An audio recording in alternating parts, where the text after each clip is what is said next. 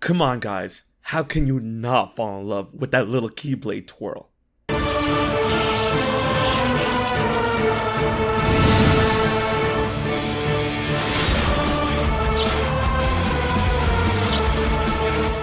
What is good, ladies and gentlemen? It is your boy HMK once again with the part 1 of the 2-part finale breakdown of Kingdom Hearts Union Cross. I was supposed to get this video out way earlier, but I had a surprise vacation.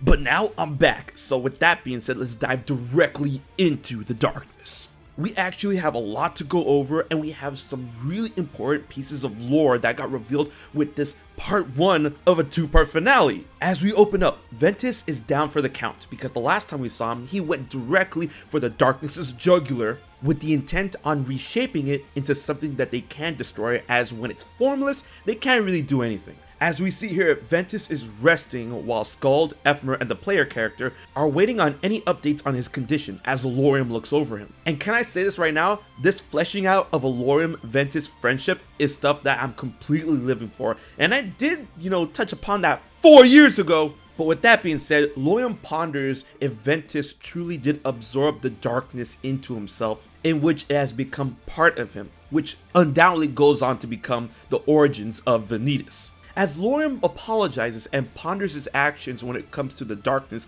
and the fate of his sister Trialetsia, Trialetsia continues to communicate with Hikariemr through very unknown means in a very somber way, telling her brother to let go of the hatred, sadness, and anger, and to go back to the kind and loving brother that she once knew. Which is really nice to see that Hikariemr was once fleshed out as someone like this, as we got a hint of that even in Kingdom Hearts 3, where Marluxia was finally defeated and he got his memories back. But as Hikariemr turns to face his sister, she's not really there. At this point, the Union leaders get a visitor in the form of Erena, who we haven't seen in quite a while, and we were wondering when she was going to show up in this story as we're nearing the end, and we do know that Erena goes on to become Larxene. She explains to Hikariemr and the other that her Chirithy may have seen Trialetsia, which is very odd because Trialetsia is without form, but the last time we saw her, she was in some sort of white coat when it came to one of Hikariemr's dreams. And speaking of white coat, Chirithy actually saw Trialetsia in the same white coat that we saw her many chapters ago,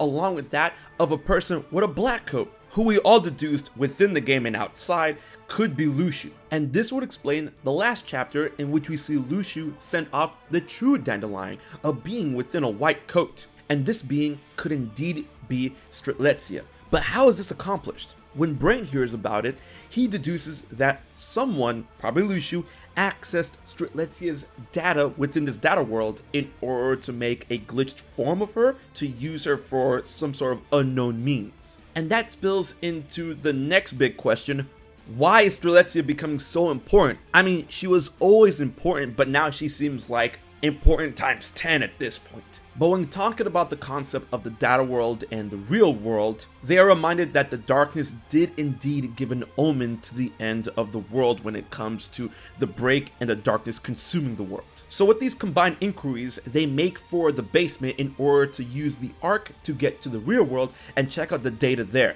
But as this is going on, we see the continued conversation between Luxu and the darkness back in the real world after he sent the lifeboat off with the true Dandelion. Now this conversation is incredibly spicy because we get a lot of world building and a lot of context to the concept of darkness and what Luxu's goals may entail. And also with the fact that Luxu was talking a lot of smack to the darkness and the darkness wasn't having it. But Luxu got that juice. And what's really cool is that throughout this entire conversation, Luxu is acting for the most part like we know him as Xigbar, but is still shown to be acting as a cocky force of good, which is really neat, and I really want to see how he's going to be fleshed out further like this now that the cat's out of the bag in the current time of Kingdom Hearts, and how he seems to be able to assist the allies even though the foretellers are back. Now throughout this conversation, Luxu and Darkness go back and forth on what the Master of Masters truly wants when it comes to the creation of the Book of Prophecies and what they aim to do with the destruction of the darkness at the end of the day. At the core of this, Luxu explains something incredibly important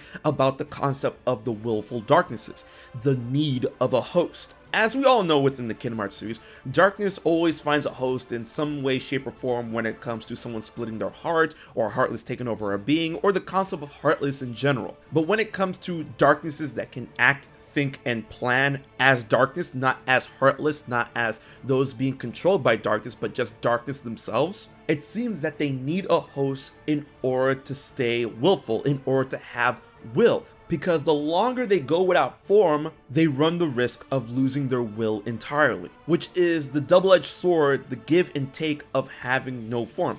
Sure, the darkness cannot be destroyed without form, but the longer it goes, the faster they lose their will. According to Luxu and the Master of Masters, way back when, darkness abandoned its original human-esque form from the time when the Master of Masters was a boy in order to defeat the light and thus become a whole, but it came at a great cost, as the price of abandoning a form leads to the darkness renouncing its sense of self, which explains the goal of darkness as a whole, as they need to spread and infect in order to continue to exist and multiply within forms that contain more will, as if they don't, they'll be relinquishing themselves to chaotic aspects within the void. And with the elaboration of this concept, Luxu explains that it's kind of sad and pathetic when you look at the grand scheme of things, and that did not fly well with the darkness. Moving forward, according to Luxu, there are 6 willful darknesses at this point in time. It could be possible that we could have more at the point of time in Kingdom Hearts as we know it, but right now within Union Cross, there are 6 darknesses that contain will. And it could be possible that eliminating these 6 or allowing them to lose their will could be the key in defeating the darkness finally. But the main kink in the armor of the whole grand scheme of things when it comes to the final defeat of darkness is that apparently, thanks to Ventus, a willful darkness already latched itself onto him being known as the Chosen One and is already getting jettisoned into the future as we know it because Ventus is right here and we have someone like Vanitas. And now, Luxu and Darkness are about to throttle, which we'll talk about a bit later, but for now, we're gonna go check back in with the kids. The 7 wielders here make their way to the basement, which is still busted up thanks to the battle between Maleficent and Lauriam, in which they quickly discover that they only have 5 pods left and 7 people to fill them, so a choice has to be made. As Brain checks in on the Data world, the break has already begun over there and everything is on fire. With time running out, a choice is made in order to have the real world stand the best chance of surviving while the Data world is doomed to sleep. Echovald stays behind and selects Brain to go.